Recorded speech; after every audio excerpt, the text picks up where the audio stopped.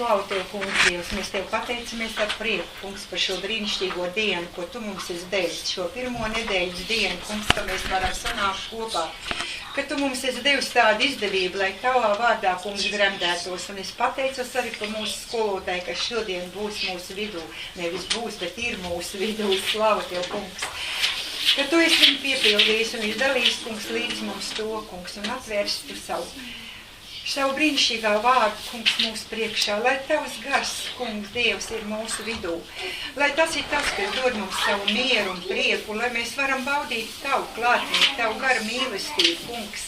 Es Tev pateicos arī par šiem bērniem, par šo lielo pulciņu, kungs, ka tās ir mēs ar savām garīgām acīm redzam nākotni mūsu draudzes. Kungs, Dievs, paldies, paldies, ka Tu audzini, paldies, ka Tu mūs turi kopā, šo mazo saulīņu, kungs.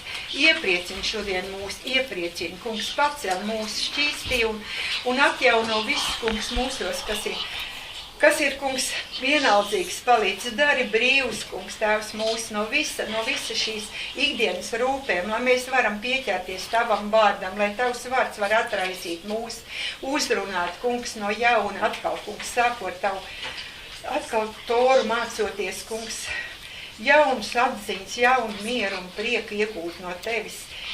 Slavu Tev, visvarnais Dievs, un es lūdzos arī par tiem, kungs, kas nav šodien mūsu vidū, iepriecina tos, kungs, savās mājvietās un dod viņiem savus mieru. Kungs, atklājies savā vārdā, kungs, un pagodinies mūsu vidū. Mums ir vajadzīgi Tavu vārdu tūms, Tavu vārdu gaisma, kungs, bez kuras mēs nevaram dzīvot. Tu esi savs tautas spēks un vairogs, un mēs pateicamies par to, ka Tu mūs esi vadījis līdz šai dienai, kungs, un mācījis mums savus likumus un savus baušus, un atklājis savus svētkus, kungs, Dievs, mēs pateicamies. Mēs pateicamies un palīdz caur savu garu mums iekļauties Tavos likumos, pieņemt un uzticēties un izpildīt tos. Slavu Tev, Izraēl, Dievs, Ješua HaMašiach vārdā. Āmen. Amen. Nu, šaubam visi. Šodien pa ceļam mēs tādi brusciņi bija tāda iespēja pārunāt ar Ingridu. Un vat Ingrid man saka tādus vārdus, ka mums šeit trūkst svētais gārs. Nu, ne sevi, bet... Citi tās. Jā, no citi, jā. Jā, un es domāju par tādiem, ko tas nozīmē principā, ar ko izpaužas svētais gars, ko tas principā nozīmē, tāpēc kādam tam svētais gars ir, kādam viņš nav. Un kā mēs varam apliecināt paši sevi, ja mums svarīgs sevi apliecināt, vai mani ir tas svētais gars vai ne, vai viņš darbojas vai ne. Un es neatradu neko citu par tiem gadiem, ka tikai svētā gara spēka mēs varam atvērt rakstus. Jo šo saka, ja, saviem mācekļiem. Jums būtu labāk, lai es aizietu, tad es sūtīšu patiesības garu, jā. Un tas gars apmācīs jūs.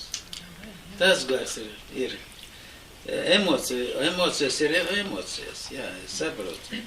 Ir cilvēki emocionāli, ir cilvēki, kuri neuzreiz izpaužās viņu emocijas, bet emocijas un svētā gara spēks un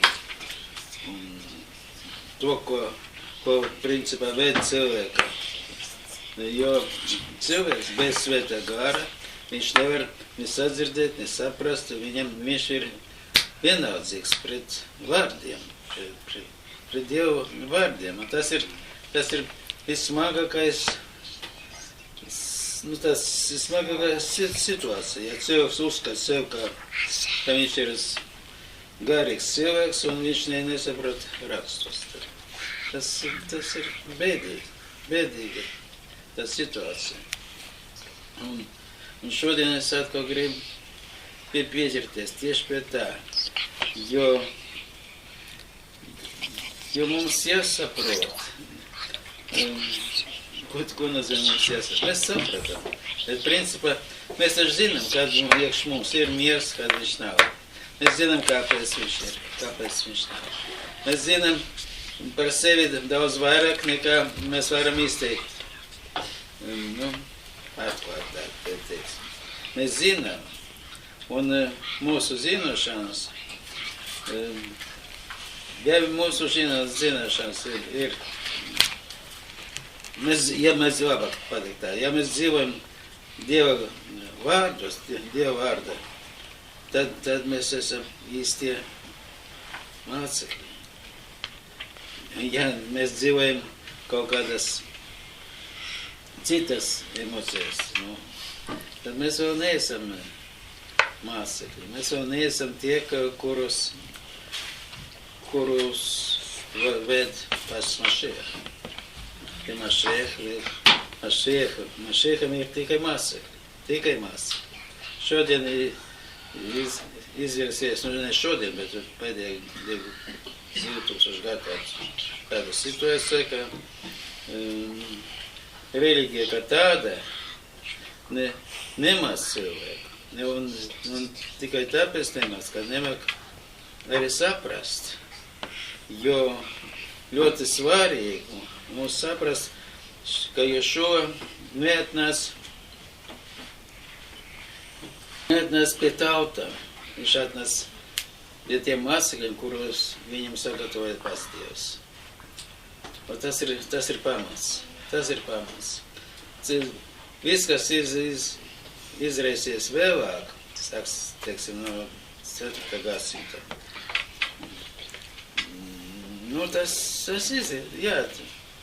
tas viss dzīvo. Tas viss dzīvo, bet vai tur ir Ješua? Jo, ja nav Ješua, tad nav arī pestīšana. Nav pestīšana. Tas ir tik svarīgi. Un kā mēs varam iekš sev pateikt, katrs no mums? Kā mēs varam sevi apliecināt? Mēs nerunāsim par mūsu pārunām savā starpā. Kaut vai tas arī nav slikti. Bet principā, kā es varu sevi apliecināt? Mans gars ir gars, kurš nevar dzīvot bez Dieva. Vienkārši nevar dzīvot bez Dieva vārda. Bez Dieva vārda. Tas ir pats galvenais. Šodien es turpinu šo tēmu, un ļoti svarīgi mums saprast, kāpēc Dievs ir viens, kāpēc nav trīsvienība, vai kāpēc nepieciešama Tora, kāpēc viss tas, ko nāk no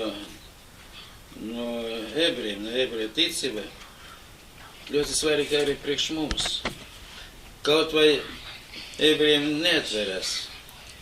Tā Dievs sakārtoja, jo ebreji nāk caur mokam. Visu ebreju vēsturi, tas ir mokas. Ebreju tauta veidojas no ciešanām. Un tas ciešanas bija paredzēts pirms tā tauta sāka eksistēt kā tauta. Un tas viss nav tik vienkārši. Mēs citreiz sakam, tas viss ir priekš mums. Un pēc tam tikai atversies ebrejiem. Bet tas nav tik vienkārši. Tas nav tik vienkārši. Tas nav tik viennozīmīgi. Ebreji tiešām ir vienīga Dieva tauta. Vienīga. Kāpēc? Jo Dievs liedza derību. Un derības saturs ir Tora. Un kad atveras tas, mēs sākam mācīt Toru, bet mēs vēl Toru esam, tādā cilvēki, kuri tikai iesāk mācīties. Tora ir ļoti dziļa, ļoti plaša un ļoti svarīga, jo bez Toras Dievs arī nesliedz derību. Tora ir saturs. Tora ir tas starp cilvēku un Dievu, vai vairāk tā teikt, starp Dievu un cilvēku, ir Tora. Tora ir Dieva mācība. Ir Dieva mācība. Vispārējais nāk pēc tam. Un tāpēc, kad es dzirdu par Svēto Kāru klātbūtnē, es domāju, ka tas kaut kā tāda, kaut kas pavirš. Ļoti pavirš. Un tāda paviršība cilvēki dzīvo, un viņi priecājas. Un viņi domā, ka viņiem viss ir kārtībā, bet tas nav. Tas ir tikai emocijas. Tikai emocijas, un tieši tāpēc tas ir tikai emocijas, ka neatveras raksti. Ka raksti nav vajadzīgi. No to es šodien gribu drusciņ pakojoties pie tā. Amen. Amen. Shema Israel